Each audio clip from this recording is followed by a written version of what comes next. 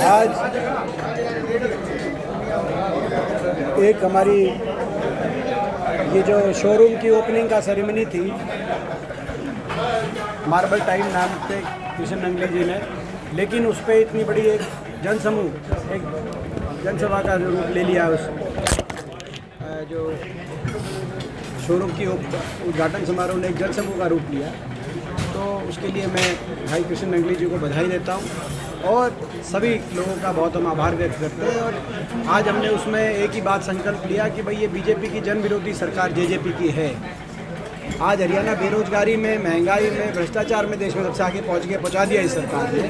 तो इस सरकार से छुटकारा दिलाने के लिए और हरियाणा दोबारा विकास के रास्ते पे चले, दोबारा हरियाणा में खुशहाली आए, हर वर्ग का सम्मान हो, क्योंकि इस सरकार ने हर वर्ग को अपमानित करने का भी काम किया। कल आपने देखा कर्मचारियों के साथ कितना दुर्व्यवहार हुआ, सरपंचों के साथ कितना दुर्व्यवहार हुआ।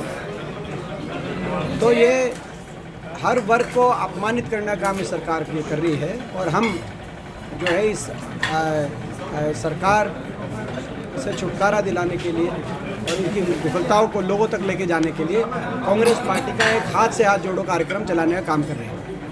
उस कार्यक्रम के हमने संकल्प आज लिए हैं। सारी बात आप थे वहाँ पे, आपने सुनी थी, तो उन संकल्पों को आप लोग थोड़ा सा लोगों तक पहुँचाने में हमारी मदद करेंगे, हम आपका धन्यवाद करेंगे। सर, जेजेपी बीजेपी गठबंधन के बारे में क्या कहना चाहेंगे आप? ये गठबंधन भ्रष्टाचार के आधार पर गठबंधन बना हुआ है। आज इन्होंने कितना अपमानित शब्द इस्तेमाल किए जो यहाँ के मंत्री हैं, उन्होंने सरपंचों के बारे में। ये भी एक, मैं समझता हूँ, एक रिकॉर्ड ही ये सरकार बनाएगी। कभी किसानों को किसान मानने के लिए इनकार करती है, कहते हैं ये आतंकवादी हैं, उग्रवादी हैं।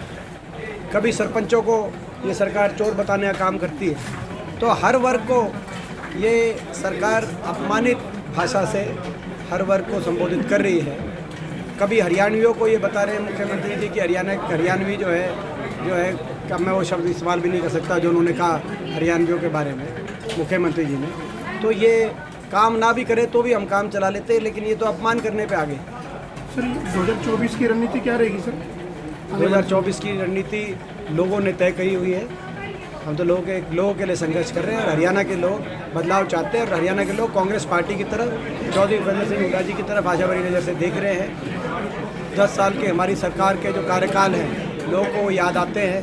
पूरे हरियाणा में विकास कार्य हुए, टोहाना में बड़े विकास कार्य हुए। यहाँ से हमारे परमवीर जी हमारे कृषि मंत्री थे उस समय।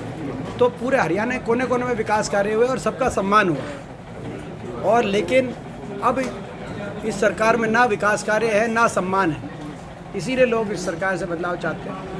सर, अगर खेलों की बात करें, स्पोर्ट्स के मामले में अगर पीछे की हम बात करें, फेडरेशन के जो अध्यक्ष थे और खेल मंत्री मौजूदा सरकार के हैं, उस मामले को लेकर के आप लोगों ने बहुत सारा प्रयास किया कि उनको इसके ऊपर एक्शन लिया जाए, लेकिन सरकार का किस तरह का प्रोसेस है, इस पर क्या कहें? आखिरी बात ये कहते हैं, बहुत ही महत्वपूर्ण क्वेश्चन है, क्योंकि ये आप लोग का भी फर्ज है जो आपने सही ये सवाल उठाया। क्योंकि ये मीडिया 2 दिन की खबर पुरानी हो जाती है तो फिर वो तीसरी खबर पकड़ती है।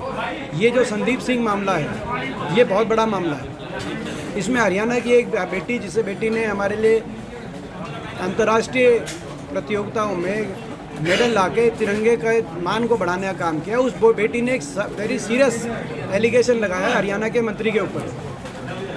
आज उस मंत्री को तुरंत बर्खास्त, संदीप सिंह को बर्खास्त किया जाना चाहिए। मुख्यमंत्री उसको क्यों बचा रहे हैं? मुख्यमंत्री की ऐसी क्या मजबूरी है? जब बीजेपी के प्रदेश अध्यक्ष धनखड़ साहब ये कह रहे हैं कि ये हमारी कार्यकारिणी में आने लायक नहीं है, तो मुख्यमंत्री उनको अपने कैबिनेट में बना के क्यों बचाने का काम कर रहे हैं?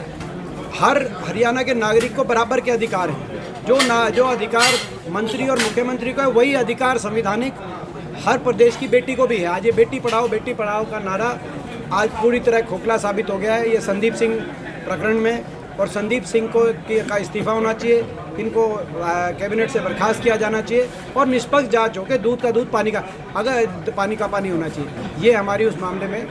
तो आज इस बात को, क्योंकि ये मैं इसीलिए आपको मैंने धन्यवाद भी किया कि हम हर रोज़ ये बात उठाते हैं, लेकिन मीडिया जो है, आपका चैनल नहीं, लेकिन मीडिया में, क्योंकि ये बात होगी हफ्ता 10 दिन या 2 हफ्ते पुराने हो गई, तो वो भुला दी जाती है। तो ये जहाँ अन्याय है, वो अन्याय तो खड़ा है, अभी तो कार्रवाई कुछ की नहीं। तो इसीलिए इस बात को जो है हम विधानसभा में भी उठाएंगे। संदीप सिंह का इस्तीफा सरकार तुरंत कराए या उसको बर्खास्त करे।